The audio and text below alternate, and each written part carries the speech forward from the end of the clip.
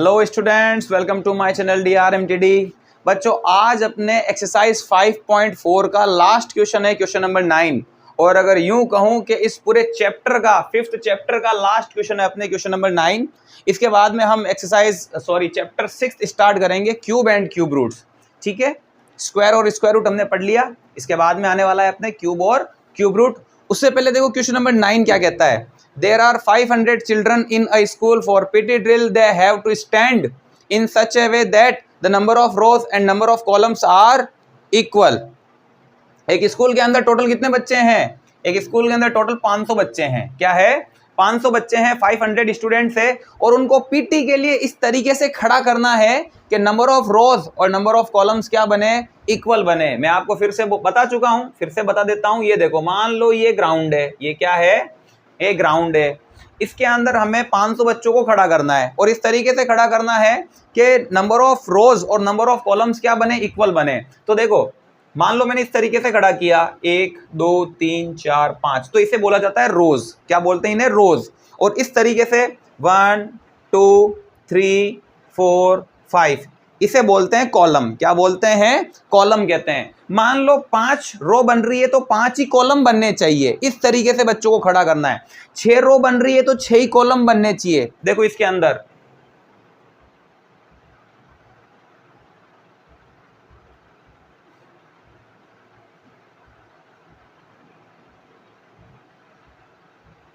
देखो बेटा,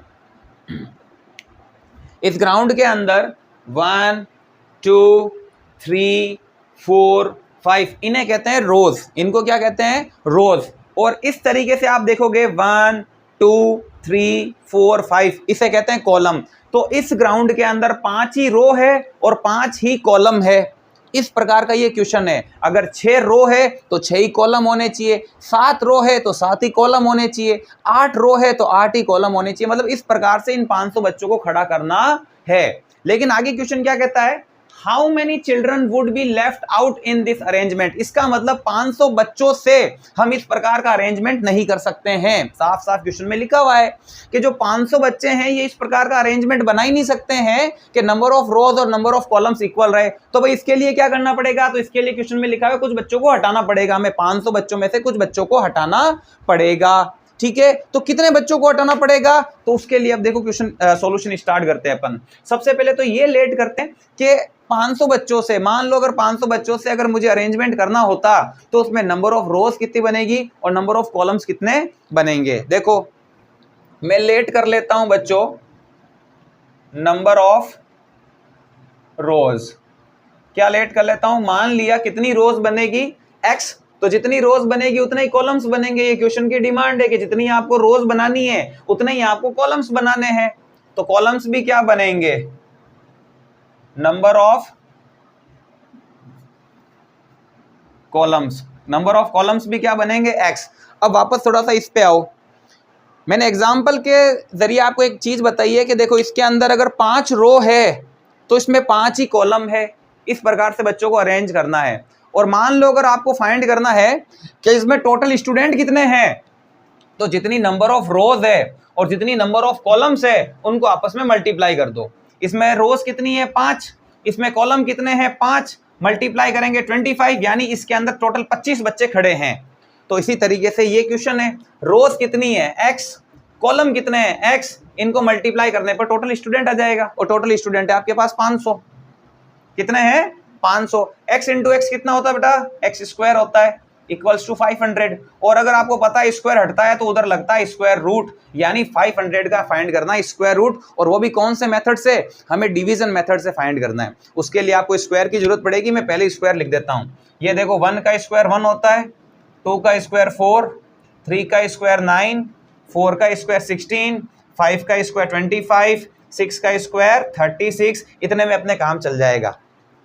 देखो, डिवीजन मेथड से स्क्वायर रूट फाइंड करने के लिए सबसे पहले ये फॉर्मेट रहा जिसके अंदर हम लिखते हैं 500। क्या लिखते हैं हम बच्चों? 500। और आपका काम क्या होता है? राइट साइड से राइट टू लेफ्ट आपको 2-2 डिजिट के पेयर बनाने हैं। तो ये लो, मैंने पेयर बनाया। एक तो पेयर बना 00 का और एक पेयर बना 5 का। आपको ये कहेगा सर इसमें 2 डिजिट नहीं है, तो आप चाहो तो आगे 0 लगा लो, और नहीं लगाओगे तो भी आपके कोई दिक्कत वाली बात नहीं है, लेकिन सॉल्यूशन की शुरुआत लेफ्ट से ही होगी, यानी आपका फर्स्ट पेयर माना जाएगा 5 को। अब देखो, ऐसा नंबर जिसका स्क्वायर करने पर या तो 5 मिल जाए या 5 से छोटा मिले, तो 1 का स्क्वायर 1, 2 का स्क्वायर 4, 3 का स्क्वायर 9, तो इससे ज्यादा हो गया, यानी इससे जस्ट ऊपर है 2 का स्क्वायर 4। तो हम किसका यूज में लेंगे, 2 के स्क्वायर की, 2 2 जा 4, एक 2 हम यहां पर लिखते हैं, दूसरा 2 हम ऊपर लिखते हैं, और जो 4 ऑब्टेंड होता है उसे हम यहां पर लिखेंगे, माइनस कर देते हैं। 5 में से 4 माइनस करोगे 1, और ये पूरा का पूरा पेयर ही नीचे आ जाता है, और ये 2 इसमें ऐड हो जाता है, 2 और 2 हो जाएगा 4। अब 4 के राइट साइड में मुझे एक डिजिट लिखना है और उसी से मुझे मल्टीप्लाई करना है ताकि मुझे 100 मिल जाए, और अगर 100 ना भी मिले तो 100 से छोटा मिल जाए। तो मैंने 4 के राइट साइड में मान लो मैंने 2 लिखा, 4 के राइट साइड में मैंने 2 लिखा, तो 2 से मल्टीप्लाई करूंगा, मल्टीप्लाई करने पर मिला 84। कितना मिला, 84। अब देखो 4 के राइट में मैं लिखता हूँ 3, क्या लिखता हूँ 3, तो 3 से ही मल्टीप्लाई करूंगा, मल्टीप्लाई करने पर 129 मिला, जो इससे बड़ा है, यानी मुझे 4 के पास में 2 लिखना पड़ेगा, 2 से मल्टीप्लाई करना पड़ेगा, जिससे मिलेगा मुझे 84। चलो माइनस कर दो, माइनस करने पर मिलता है 16। कितना मिलता है, 16। यानी इन 500 बच्चों में से 16 बच्चे एक्स्ट्रा है ना।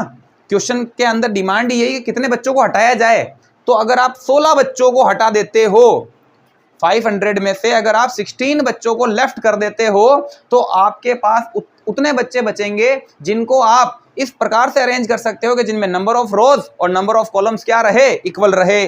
तो देखो यही लिखा हुआ है कि how many children would be left out, तो यहां पर लिख देते हैं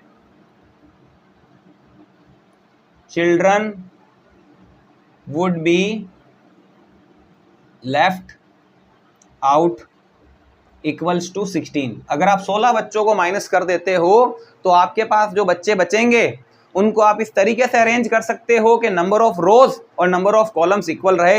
हालांकि हमारा आंसर यहां पर ऑब्टेंड हो जाता है, लेकिन मैं नॉलेज के लिए आपको बता दूं, देखो मान लो अगर मैं 500 में से 16 बच्चों को माइनस कर देता हूं, तो मुझे कितने बच्चे बचेंगे, मेरे पास 484 बच्चे बचेंगे, ठीक है, 484 बच्चे बचेंगे।